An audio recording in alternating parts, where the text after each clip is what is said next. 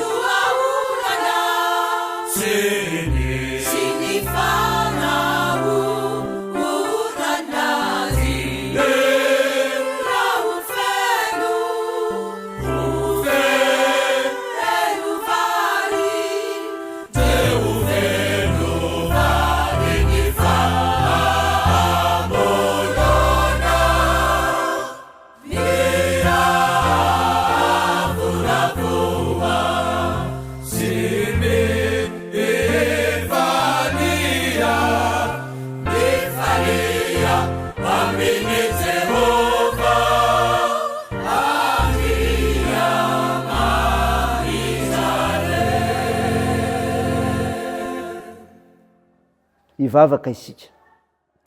Ry Jehovah Tompoandriamanitra io, Andriamanitra mpamonjy ianao, ary mitarika sy mahay mampiaiky ny olonao ny famonjena ataonao. Midera sy mankalaza narinao masina izay, mivavaka aminao. Tompo, voalohana ny fahalemenay izany indrindra dia mangataka ny famondram-ponao izay. Mamindrafo aminay, ary mamelany elikay. Afao izay. Feno ny fananao masina izay, hanazavanay ny amin'ny fanavaran-teninao Jehovah kina aminay. Amantaranay ny sitraponao Andriamanitra. Naran'i Jesosy Kristy no angatanay izany vavaka izany. Amen. Ny ofinaina ho antsika amin'ny teny ity ravana malala dia hitanao amin'ny bokin'ny Apokalipsy toko 2 manomboka ny 9 ka hatramin'ny 11. Mivaky toy izao aminaran'i Jesosy. Ary sorata amin'ny anjely fiangonana any Simirna. Izao no lazainy voalohany sy ny farany, izay efa maty nefa velona indray.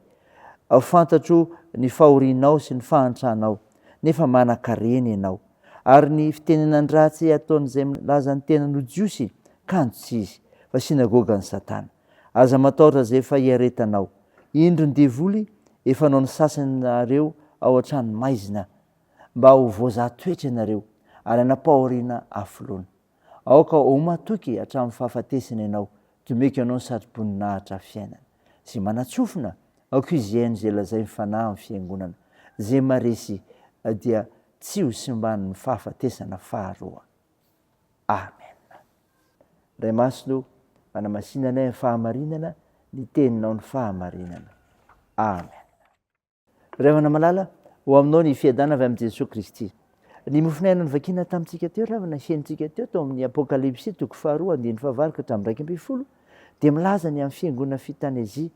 Ka ny mofinainantsika dia milaza indrindra ny fiangonana tao Simirna.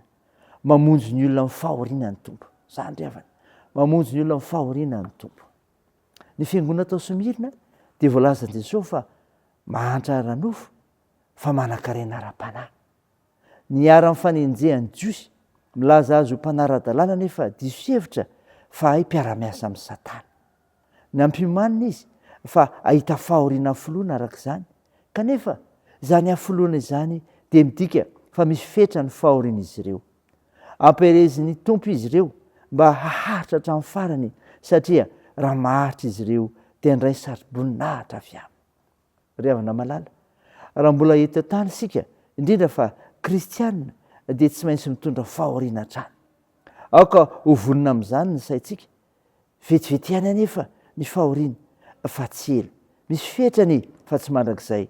Satria ho ny tenin' Jesosy amin'ny Jona 4:20 lazaiko aminareo marina dia marina tokoa, isaona sy hitomana ianareo, fa izao tontolo izao kosa hifaly. Ary ianareo alahelo, nefa ny alahelonareo ho tsy fifaliana. Arak'izany ry havana malala, vetivety ihany ny fahoriana rehefa eo ny Tompo, satria izy dia miaro antsika tsy ho tafalatsaka ao anatin'ny famoizam-po.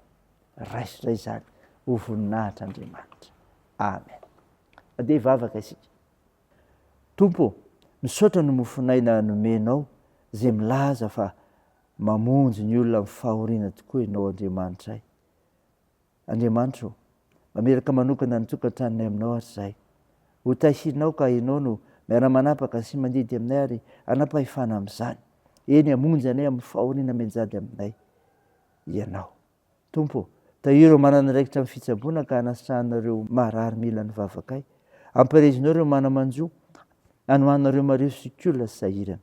Hitahinao ny fiazakazanay sy ny asanay ary ny fikasanay, ny fianarana, satria ampimizara ao anay mantsy ho fahasoavanao. Tahio ny firenenay, hiasa mahery fananao masina amin'ny tompona ndraikitra rehetra ho anay malagasy na eo amin'ny fanjakana zany na ny vahoaka rehetra. Ny vavakay, dia toy ny anaran'i Jesosy Kristy ilay mpanavotra sy mpamonjy anay, nampiandrinay ny vavaka manao hoe: Ranay eo izay ny an-danitra, ao masina anie ny anaranao, ho tonga anie ny fanjakanao, atao ny sitraponao ety an-tany ho tahaka ny an-danitra.